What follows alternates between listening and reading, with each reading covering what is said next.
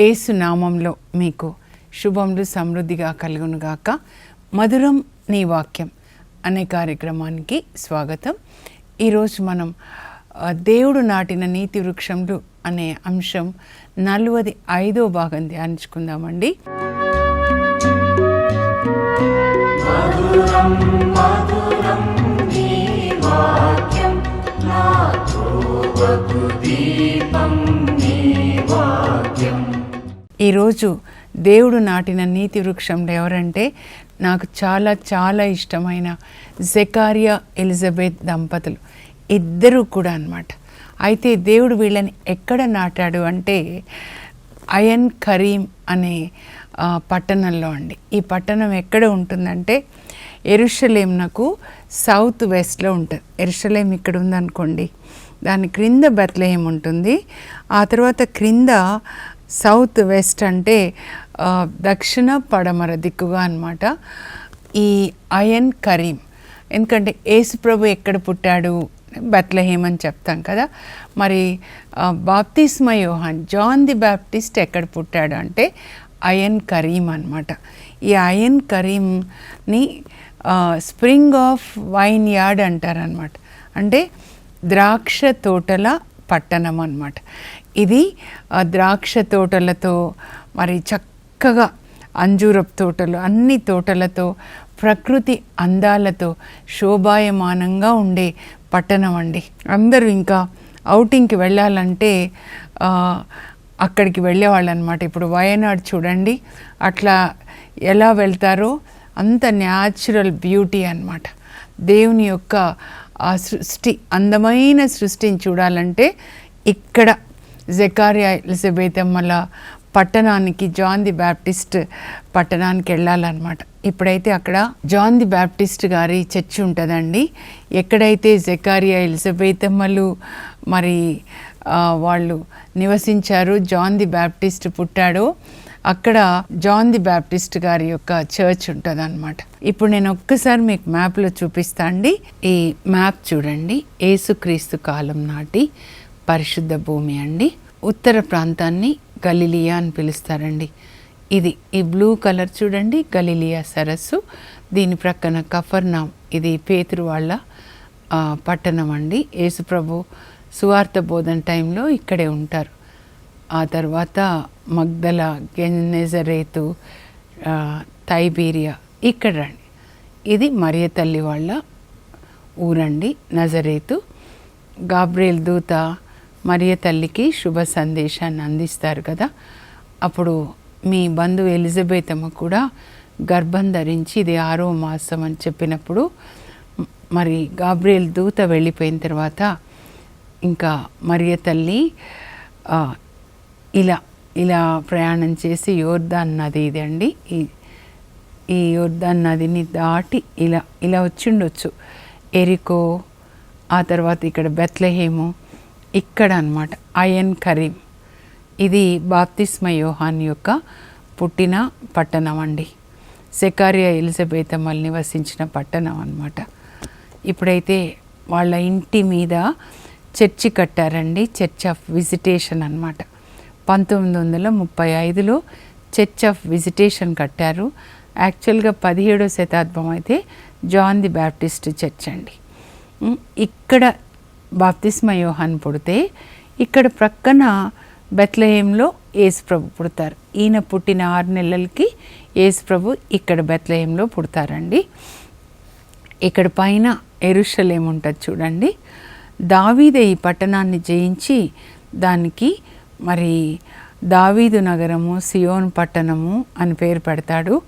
కానీ అబ్రహాం కాలం నుంచి కూడా దీన్ని షాలేము, యెరూషలేము అని పిలుస్తారనమాట.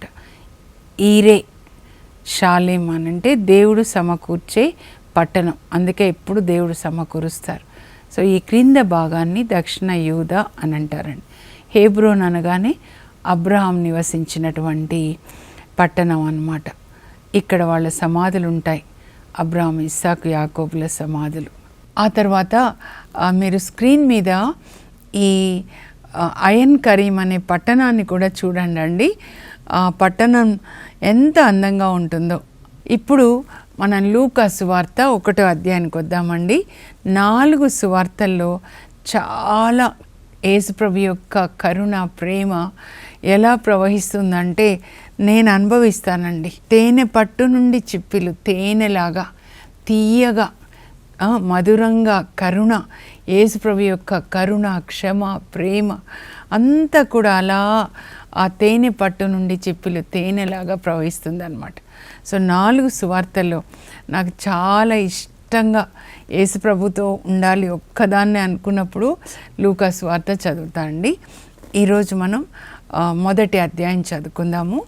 లూకా సువార్త అంటే నూతన నిబంధన 2 పరిశుద్ధ కుటుంబాల ద్వారా పరలోక తండ్రి ప్రారంభిస్తారు. దేవుని పని లోకంలో జరగాలి అంటే కుటుంబాలు దేవుని చిత్తాన్ని చేయాలండి. అలా దేవుని చిత్తాన్ని చేసిన 2 పరిశుద్ధ కుటుంబాలు, ఒకటి జకర్యా ఎలిజబెతమ్మల కుటుంబం, వాళ్ళ నుంచి మరి యేసుప్రభుకి మార్గం సిద్ధం చేసే బాప్తిస్మ యోహాను ఈ లోకంలోకి వస్తాడు. ఇంకొక కుటుంబము మరియ తల్లి జోజప్ప గారు అన్నమాట. మరి వీళ్ళ ద్వారా యేసుప్రభు ఈ లోకానికి వస్తారు. అయితే ఈ పరిశుద్ధ కుటుంబం రేపు ధ్యానించుకుందామండి. లూకా సువార్త 1వ అధ్యాయంలో 5వ వచనం నుంచి మనం చూసినట్లయితే ఈ జకర్యా ఆయన అబియా వర్గానికి చెందినవాడు. మరి ఆయన యొక్క భార్య ఎలిజబెతమ్మ అహరోను వంశంనకు చెందినటువంటి స్త్రీగా ఉంటుందన్నమాట. అహరోను వంశం అంటే యాజక వంశం అండి. యాజకులు ఎవరిని వివాహం చేసుకోవాలి, యాజకులు ఎలా పరిశుద్ధంగా ఉండాలి, సంఖ్యాకాండంలో 6వ అధ్యాయంలో మనం చూస్తామన్నమాట.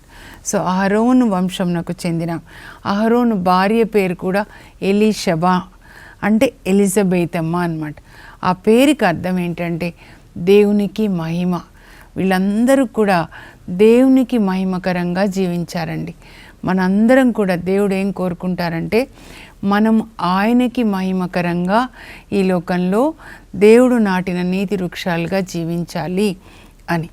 జకర్యా ఎలిజబెతమ్మలు దేవుని దృష్టిలో నీతిమంతులై దేవుని ఆజ్ఞలకు లోబడి జీవించారు. వారు కడు వృద్ధులు. మరి ఎలిజబెతమ్మ గొడ్రాలగుట చేత వారికి సంతానం లేదు. 1:6 అండి. ఇద్దరు కూడా జకర్యా ఎలిజబెతమ్మ ఇద్దరు దేవుని దృష్టిలో నీతిమంతులై దేవుని ఆజ్ఞలకు లోబడి జీవించారు. అంటే నీతిమంతులు ఎవరు అని నేను ప్రభుని అడుగుతున్నప్పుడు ఈ వాక్యం కూడా చూపించారండి. అంటే దేవుని ఆజ్ఞలకు లోబడి జీవించే వాళ్ళు నీతిమంతులు. మరి పాత నిబంధనలో 613 ఆజ్ఞలు ఇచ్చారండి దేవుడు మనకి మోషే ద్వారా అన్నమాట. అవన్నీ కూడా వీళ్ళిద్దరు పాటించారు. ఆయన యాజకుడు అంటే దేవాలయంలో వాక్యాన్ని బోధిస్తున్నాడు. ధర్మశాస్త్రం, మోషే ధర్మశాస్త్రం. మరి ఆయన బోధించడమే కాదు, ముందు వాళ్ళిద్దరూ పాటిస్తున్నారన్నమాట ఆజ్ఞల్ని. ఇప్పుడు కుటుంబాల్లో ఇద్దరు ఒకే దారిలో వెళ్తే ఎంత బాగుంటుందండి. ఒక బండి ఎద్దులు 2 ఎద్దులు లాగుతాయి కదా. మరి ఒకరేమో నీతి మార్గంలో, ఒకరు అవినీతి మార్గంలో వెళ్తే ఎంత కష్టం చెప్పండి. కానీ ఇద్దరు కూడా కొన్నిసార్లు ఆడవాళ్ళు చెప్తారు, ఎంత చెప్పినా మా ఆయన ప్రార్థనకి రాడు ఇలా అని. నేను చెప్తాను, కనీసం మీరు మీ పిల్లలైనా ప్రార్థన చేసుకోండి, కుటుంబంలో బైబిల్ చదువుకొని. ఒకరోజు ఆయన కూడా దేవుడు ఆయనను కూడా తాకుతారు. మనలో పరిశుద్ధ ఆత్మ ఉంటే ఆ పరిశుద్ధ ఆత్మ వాళ్ళని కూడా తాకుతారనమాట. అందుకే అపోస్తుల కార్యాలు 16:31 నీవు విశ్వసిస్తే నీవు నీ కుటుంబం రక్షించబడుతుంది.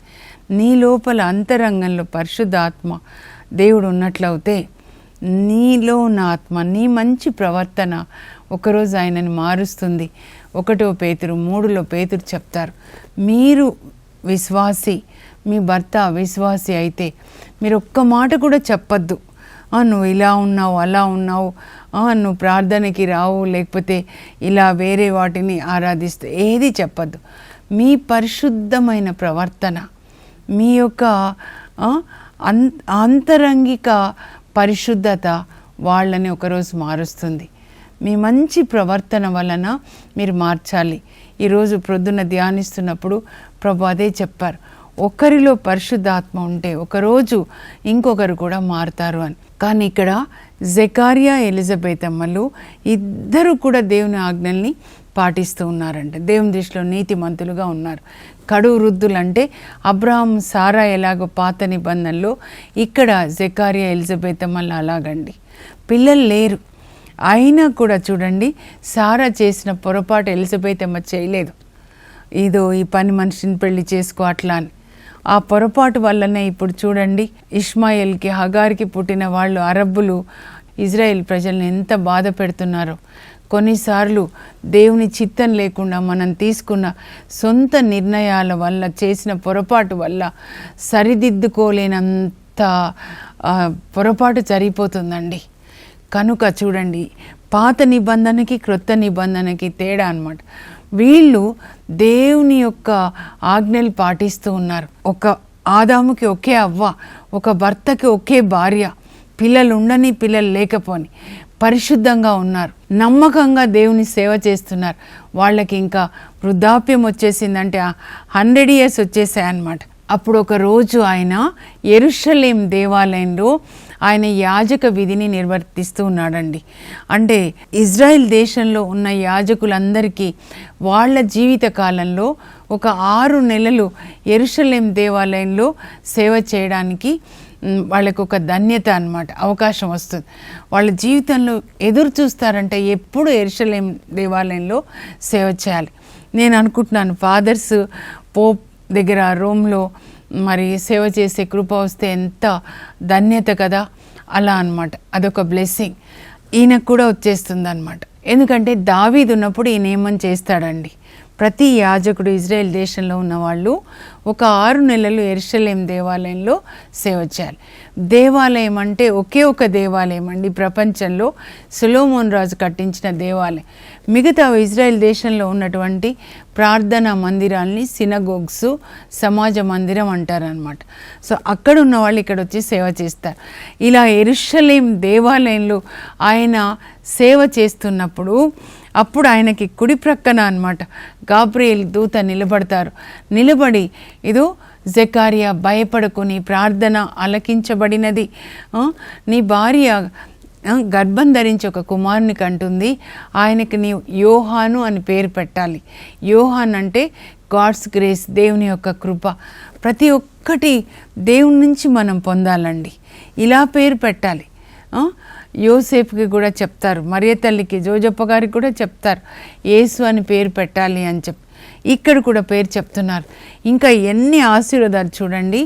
అతని జన్మము అనేకులకు సంతోష కారణమవుతుంది.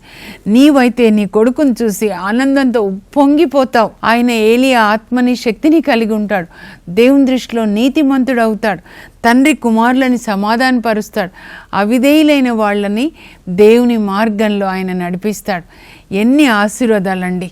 ఇంకా ఇంకా ముఖ్యమైనది చూడండి, ఆయన మద్యాన్ని సేవించడు. ప్రతి తల్లి తండ్రి ఈ ప్రార్థన చేసుకోవాలండి. మీ పిల్లలకి లూకాసు వార్త 1:13-17 వరకు మీరు బైబిల్ గ్రంథం తెరిచిపెట్టి ఇలా చదివి, ఇవి మా పిల్లలకి జరుగునుగాక అని ప్రార్థించండి. బైబిల్ మూసేసి ప్రార్థించొద్దు, బైబిల్ తెరిచి, నా కుమారుడు దేవుని దృష్టిలో నీతిమంతుడు అగునుగాక, ఆయన ఏలియా ఆత్మని ఏలియా శక్తిని కలిగి ఉండునుగాక, ప్రభుకి మార్గం సిద్ధం చేయనుగాక, మద్యాన్ని ముట్టకుండునుగాక, యెషయా 24:9 ప్రకారం ఆ వాసన పడొద్దు, ఆ త్రాగే పిల్లలకి అది చేదుగా ఉండునుగాక, అలా అని మీరు ప్రార్థించాలన్నమాట. అప్పుడు ఇన్ని ఆశీర్వాదాలు ఆ గాబ్రియేల్ దూతను చూస్తున్నాడు. అప్పుడు వెంటనే నేను ప్రభు దాసుడను, మీ చిత్తం చొప్పున నాకు జరుగునుగాక అనలేదండి మరియ తల్లిలాగా. ఇది ఎలా జరుగుతుంది, నేను ముసలివాడు, నా భార్య కూడా ముసలి అన్నప్పుడు గాబ్రియేల్ దూతకి రోషం వచ్చి ఉంటుంది. నేను ఎవరనుకుంటున్నావు, గాబ్రియేల్ దూతని, పరలోకంలో దేవుని సన్నిధిలో ఉండివాడను. అంటే వాళ్ళు ఏంటంటే దేవుని సన్నిధిలో ఉండి దేవుడు ఏం చెప్తారో అదే వచ్చి చెప్తారు. ఒక్క అక్షరం యాడ్ చేయరు, మైనస్ చేయరు, ట్రాక్ చేయరు అన్నమాట. మనమైతే కొంచెం యాడ్ చేస్తాము, తీసేస్తుంటాం కదా, కానీ అలా కాదు. దేవుని సన్నిధిలో ఉండివాడు గాబ్రియేల్ దూతను. అంటే దేవుని సందేశాన్ని నువ్వు నమ్మలేదు కాబట్టి అది జరిగే వరకు నీవు మూగవాడవై ఉండు, ఇంకా అంతే, నో ఆన్సర్ అన్నమాట. తర్వాత ఏం జరిగింది, నేను ఇంతసేపు ఇక్కడ ఉన్నారు, అని ప్రజలు అనుకుంటుంటే ఈయన బయటకు వచ్చేస్తారు. వచ్చిన తర్వాత మామూలుగా ఆశీర్వాదాన్ని ఇస్తారండి. సంఖ్యాకాండం 6:23 నుంచి ఉంటుంది కదా. యావే తన ముఖకాంతి మీ మీద ప్రకాశింపజేసి మిమ్మల్ని కరుణతో కాచి కాపాడుదురుగాక. యావే తన కృపను మీకు దయచేదురుగాక, మీకు సమాధానం దయచేదురుగాక. మన ఫాదర్లు సమాధానంతో వెళ్ళి క్రీస్తు ప్రేమలో జీవించండి అని ఆశీర్వదిస్తారు కదా. యాజకులు ఈ యొక్క ఆశీర్వాదాన్ని ఇవ్వాలన్నమాట. వాళ్ళు ఎదురు చూస్తున్నారు, వాళ్ళని ఆశీర్వదిస్తాడు ఈ యాజకులు అని. కానీ ఇప్పుడు మూగవాడైపోతాడు. సో వాళ్ళు అనుకుంటారనమాట, ఆ దేవుని దర్శనం అయిండొచ్చు, అందుకే మాట్లాడలేకపోతున్నాడు, అద్భుతం జరిగిందేమో అనుకుంటారనమాట. తర్వాత ఆయన ఇంటికి వెళ్ళిపోతాడండి. ఆయన్ కరీంలో ఉంటారు కదా, యెరూషలేం నుంచి దగ్గరలోనే ఇంటికి వెళ్తారు. వెళ్ళిన తర్వాత ఎలిజబెత్ అమ్మ గర్భం ధరిస్తుంది. అప్పుడు ఆమె ఒక మాట అంటుందండి, లూకా 1:25లో, ఈనాటికి ప్రభు నన్ను కరుణించాడు, ప్రజల మధ్యలో నా నిందని తొలగించాడు, కరుణ చూపించాడు. ఈనాటికి ప్రజల మధ్యలో నింద, గొడ్రాలంటే ఆ రోజులలో అదొక శాపంగా భావించేవాళ్ళండి. నా నింద, ప్రజల మధ్యలో నా నింద తొలగించాడు. మనం దేవుని సేవ చేస్తూ నీతిమంతులుగా జీవించినప్పుడు దేవుని టైం వస్తుందండి. పరలోకంలో ఒక గడియారం ఉంటుంది, క్లాక్ ఉంటుంది. ఉపదేశకుడు 3లో ఉంటుందన్నమాట. ఆ గడియారం ప్రకారము దేవుడు ఏ సమయంలో మరి మనకి పిల్లల్ని ఇవ్వాలి, ఏ సమయంలో అభిషేకం ఇవ్వాలి, ఏ సమయం, అన్నిటికీ తగిన సమయంలో చేస్తాడు. కనుక మనం ఎప్పుడు కూడా విశ్వాసాన్ని కోల్పోకూడదండి. మరియ తల్లి వెళ్తారు, ఇక్కడికి వెళ్ళి ఎలిజబెత్ అమ్మకి శుభ సందేశాన్ని వినిపిస్తారు. ఆ శుభ సందేశాన్ని వినగానే ఎలిజబెత్ అమ్మ గర్భంలో ఉన్న బిడ్డ ఆనందంతో ఎగిరి గంతేస్తాడు. ఆమె కూడా పరిశుద్ధాత్మని పొందుతారు. ఎలిజబెత్ అమ్మ కూడా పరిశుద్ధాత్మని పొంది మరి మరియ తల్లిని ఇంకా గర్భం ధరించారు. యేసుప్రభు గర్భంలో ఉన్నారు కదా, ఆశీర్వదిస్తారు. ఆ తర్వాత బాబు పుడతాడనమాట. టైం వచ్చినప్పుడు దేవుని చిత్త ప్రకారం బాబు పుట్టినప్పుడు అందరూ వస్తారు, చుట్టుప్రక్కన వాళ్ళు. 8వ దినాన బాబుకి సున్నతి చేస్తారండి ఇజ్రాయేల్ ప్రజలు. అప్పుడు అందరూ వస్తారు. ఎంత సంతోషం వాళ్ళకు కూడా, ఇదో దేవుడు ఎంత కరుణ చూపించారు ఈ దంపతుల మీద అని ఇరుగు పొరుగు వాళ్ళు వచ్చేసి వాళ్ళు కూడా సంతోషిస్తారంట. ఒకరికి మేలు జరిగితే మనం ఏం చేయాలి? సంతోషించాలి. ఒకరు ఏడ్చినప్పుడు కష్టాల్లో మనం కూడా దుఃఖించి వాళ్ళకి సాయం చేయాలన్నమాట. అప్పుడు వాళ్ళు ఎలిజబెత్ అమ్మని అడుగుతారు, ఏం పేరు పెట్టాలి అంటే, జెకారియా అని అంటే కాదు యోహాన్ అని చెప్తారు ఎలిజబెత్ అమ్మ. అప్పుడు వాళ్ళ నాన్నని అడుగుతారు జెకారియా అని, ఏం పేరు పెట్టాలంటే పలక తీసుకురండి అంటారు. పలక తీసుకొని వస్తే అప్పుడు పలక మీద యోహాను అని రాసి ఇట్లా చూపిస్తారు వాళ్ళకి. చూపిస్తే యోహానా అంటే అమ్మ అవును యోహాను, ఇంకా ఆయన మాట్లాడతాడండి. అందరికీ ఆశ్చర్యం అవుతుందన్నమాట. ఇన్ని రోజులేమో మాట్లాడలేదు, ఇప్పుడేమో బాబు పుట్టగానే ఆయన నోరు పట్టు సడలింది అని చెప్పి అందరూ దేవుని స్తుతించారంట. అమ్మో, ఈ బాబు పుట్టగానే వీళ్ళ నాన్నకి నోరు వచ్చేసిందే, ఈ పసిబాలుడు ఎంత గొప్పవాడవుతాడో అని అనుకుంటారంట. ఎందుకంటే దేవుని యొక్క హస్తం అతనికి తోడుగా ఉంది అని. మరియ తల్లి ఎలా దేవునికి వందనాలు చెప్తారో జెకారియా కూడా అలాగే దేవునికి వందనాలు చెప్తాడండి. మన దేవుడు స్తుతింపబడును గాక, ఏలయనగా ఆయన మనకి ఒక రక్షకుణ్ణి ఏర్పాటు చేశారు. అబ్రహాం వంశంలో నుంచి, దావీదు వంశంలో నుంచి మనకు ఒక రక్షకుడు చీకటిలో ఉన్న మనకి వెలుగులోనికి మనల్ని నడిపించాలని అబ్రహాంకి ఆయన చేసిన వాగ్దానాన్ని, నిబంధన జ్ఞాపకం చేసుకున్నారు. ఇక 76, 77 అండి. తప్పకుండా ఈ వాగ్దానం మీ పిల్లలకి మీరు విడుదల చేయండి. కుమారా 8 రోజుల బాబుని చేతిలోకి తీసుకుంటాడండి. తీసుకొని, కుమారా నీవు సర్వోన్నతుని ప్రవక్త అని పిలువబడతావు, పాప క్షమాపణ మూలమున రక్షణ కలుగునని ప్రజలకి తెలియజేయడానికి నీవు ప్రభుకి ముందుగా వెళ్ళి మార్గాన్ని సిద్ధం చేస్తావు. 8 సంవత్సరాల బాబుకి ప్రవచనం చెప్తాడు. 30 సంవత్సరాల తర్వాత అది జరుగుతుందండి. ముగించే ముందు నేను ముఖ్యాంశాలు ఒకసారి నేను చదువుతాను, మీరు స్క్రీన్ మీద చూడండి, రాసుకునండి, వాటిని పాటించండి. దేవుడు నాటిన నీతి వృక్షంలో జెకారియా ఎలిజబెత్ దంపతులు అయన్ కరీం పట్టణంలో దేవుడు నాటిన నీతి వృక్షములు. ఈ పట్టణము యెరూషలేమునకు దక్షిణ పడమర దిక్కుననున్నది. Ain Karim is in the south west of Jerusalem. దీనిని ద్రాక్ష తోటల పట్టణం, స్ప్రింగ్ ఆఫ్ వైన్ యార్డ్ అని పిలుస్తారు. ఈ పట్టణం ప్రకృతి అందాలతో శోభాయమానంగా వర్ధిల్లుతూ ఉంటుంది. జెకారియా ఎలిజబెతమ్మలు దేవుని దృష్టిలో నీతిమంతులై ఆయన ఆజ్ఞలకు బద్ధులై ఉండిరి. మనందరము ఇలా ఉండాలండి. మరియ తల్లి ఎలిజబెతమ్మను దర్శించి ఆమెకు శుభవచనాన్ని పలుకుతారు. జెకారియా ప్రవచనాత్మకమైన స్తోత్ర గీతం తన కుమారుని గురించి ప్రవచిస్తాడండి. నాయనా, నీవు సర్వోన్నతిని ప్రవక్త అని పిలువబడుదువు, ప్రభు మార్గంను సిద్ధపరచుటకు వెళ్ళుదువు, పాప క్షమాపణ మూలంన రక్షణ కలుగునని ప్రజలకు తెలియజేయుటకు ఆయనకు ముందుగా వెళ్ళుదువు. దేవునికి మహిమకరంగా జీవించిన పరిశుద్ధ దంపతులందరకు ఆదర్శం. ఇప్పుడు ప్రార్థన చేసుకుందాం. పరలోకపు మా తండ్రి, జెకారియా ఎలిజబెతమ్మలాగా మీ దృష్టిలో నీతిమంతులై మీరిచ్చిన ఆజ్ఞలన్నీ కూడా పాటిస్తూ మా పిల్లల్ని కూడా దైవ భీతితో దేవుని యొక్క వాక్య బోధనలో క్రమశిక్షణలో పెంచడానికి మాకు పరిశుద్ధ ఆత్మని దయచేయండి. యేసు నామంలో అడుగుచున్నాం తండ్రి, ఆమేన్. జెకారియా ఎలిజబెతమ్మలాగా దేవుని దృష్టిలో నీతిమంతులై దేవుని ఆజ్ఞలకు లోబడి జీవించే కృపని దేవుడు మనందరికీ దయచేయునుగాక. ఈరోజు ప్రత్యేకంగా టైం తీసుకొని మీ బిడ్డల్ని ఆశీర్వదించండి. God bless you. Have a blessed day.